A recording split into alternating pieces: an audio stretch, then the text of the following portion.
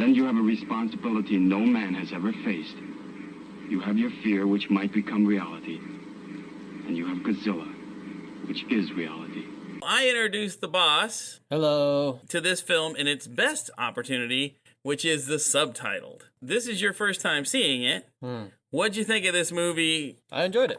I'm glad that I was actually able to understand the story because, as Jack here had explained it, yeah, the dub was very bad, apparently. All the plot was lost in translation. So I'm glad I was actually able to understand what was going on. I thought some of the fight scenes were pretty funny. There's a couple characters in the story that I actually did enjoy. We'll get into that too. I like this film. I like pretty much every Godzilla movie. This is my least favorite Godzilla film. Seen with the subtitles, I like it a whole lot more. It does make 1,000 times more sense. They got rid of the whole cowardice thing, which never made any sense, because never do you see Tsukioka afraid of anything. The dialogue where Kobayashi is attempting to marry Hideki, that ends up being much better the way it's written. It's way too cartoony the way they did it in the dub. Here, you actually have a romantic build. They needle Kobayashi about being the other groom throughout the movie before his hideous death. Oh, man.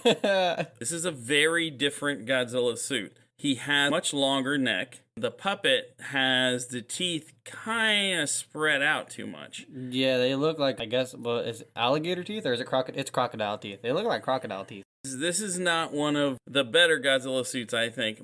I love how the eyes are done, how they move. Yeah, it's hard to get expression in costumes and stuff like that. So I think they did well with the eyes, at least. They kept the Godzilla is attracted by light. That became a big plot point in here. I guess it makes sense. An aquatic animal, especially down in the darkness, I guess what you're looking for is the light, because that probably means food. It's unfortunate that almost everything dangerous causes light, and especially how they had showed it with the fire. How the fire started in the first place was so... Okay, so now let's talk about the prisoners. I wanted to get into this plot point. They had to have a way for the light trick to fail. This is what sets up the fight between Godzilla and Angirus. Godzilla is led away by their little flare show. Then these 6 prisoners who are being transported by the police, apparently, we don't know where, they are not in any way chained or restrained. They're in a small paddy wagon with 2 guards. Both guards armed, by the way. Both guards armed, but neither of them draws their weapon when they are attacked by the 6 convicts who are oddly in striking distance of them. Not only that, but the drivers fall for the fact that they say, oh, he just had a heart attack, or what was it, a seizure. He just had a seizure. You're not going to stop the car and be like, let's go help the guy in the back that just had a seizure? After they make the great escape from the paddy wagon, 3 of them jump in a gas truck after a chase scene runs full on into one of the tanks at the cannery. It sets a huge fire, which of course rings the dinner bell for Godzilla. He turns around and goes back towards Osaka. But it also rings the dinner bell for Angirus. And so WrestleMania Japan starts at that point. What did you think of The Great Escape? For a chase scene goes, it was a pretty good chase scene. They were managing to get away.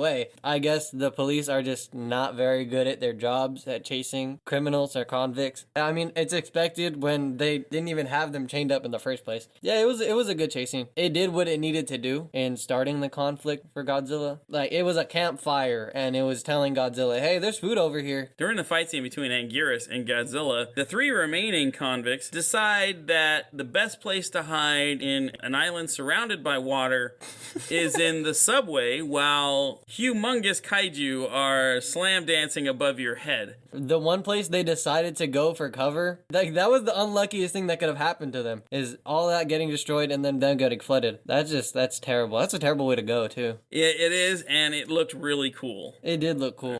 I like the parallel, or the 3 of them died in the fire and the other one died by drowning. Oh yeah, I never even noticed that. Yeah. That's a good catch, boss. How about Angirus? This is the first time we hear Angirus. One of the great things about seeing this in the sub and not the dub is that the dub, both Godzilla and Angirus have Angirus's roar. for some bizarre reason. Here, Angirus has his own very distinctive roar, and Godzilla has his distinctive roar.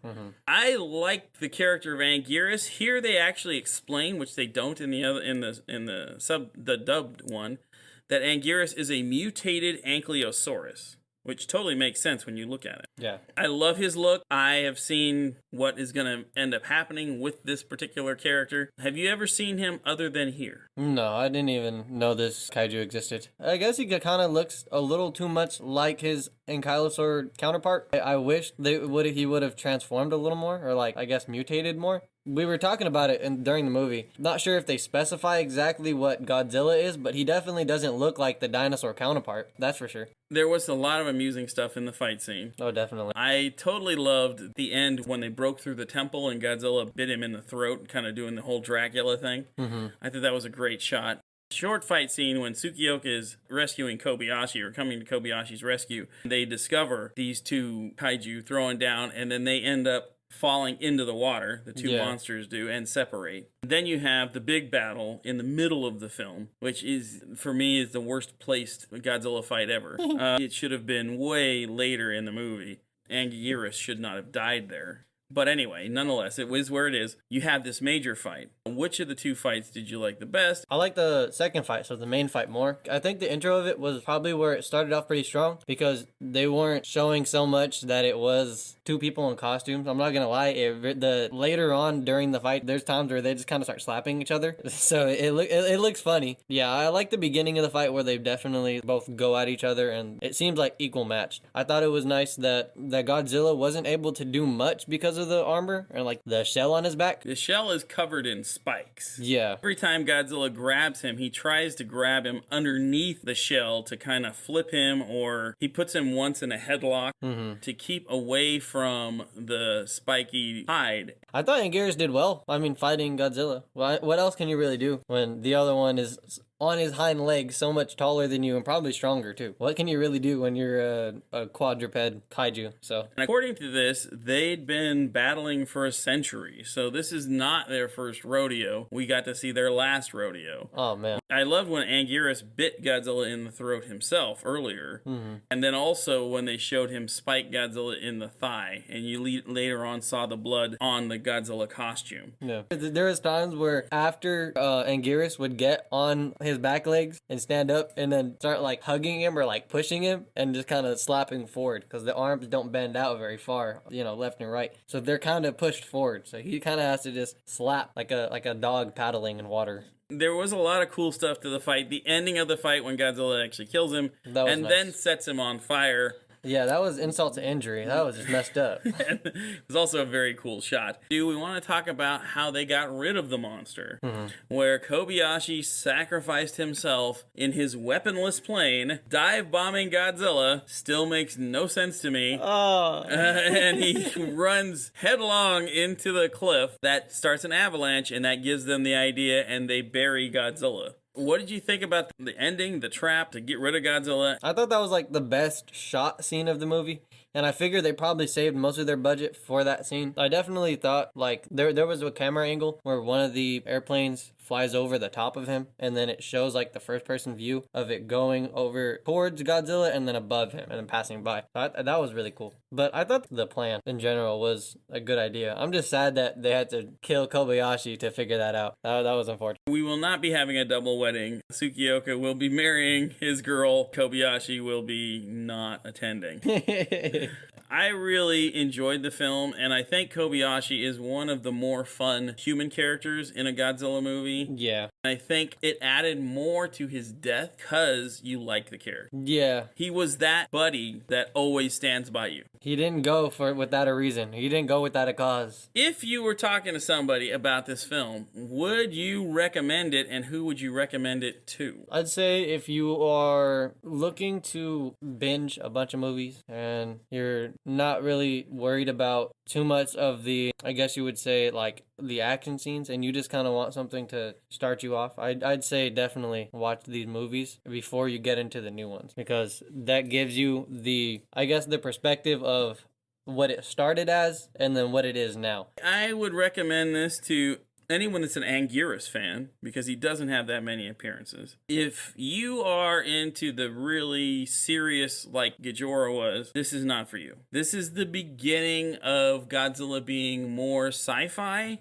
and a little more lighthearted in some ways. The special effects are very cool when it comes to city destruction. Yeah. You can tell he's not as evil as the first one either. Like, in the first one, he straight up just starts killing things for no reason. In the first one, he targets people. Yeah. He didn't really target even Kobayashi. Kobayashi targeted him. And he was defending himself. Now, he does sink a ship off screen. I don't think Godzilla is a hero here. I feel like in the first movie, they definitely would have showed him actually going up and sinking the ship just because. Right.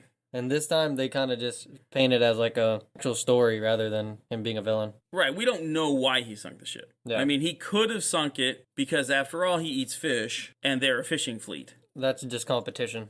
On the topic of kaijus, I like the Gamera fight with Gaios or with with Gaios. Yeah, Gaios. That was a great fight. Godzilla's fights will get better. So would you give it a yay or a nay on this movie? I'd give this movie a yay. How about a yay or a nay on Angirus? Man, I wish he didn't. Well, okay, so he didn't die because you said he'd see him later on. But I wish he would have done more in these fights. So I'll give him a nay for now. I hope he does better in the future. Well, you will get a chance to find out. Yes. Until next time on the carousel, watch out for falling kaiju. The menace was gone. So was a great man. But the whole world could wake up and live again.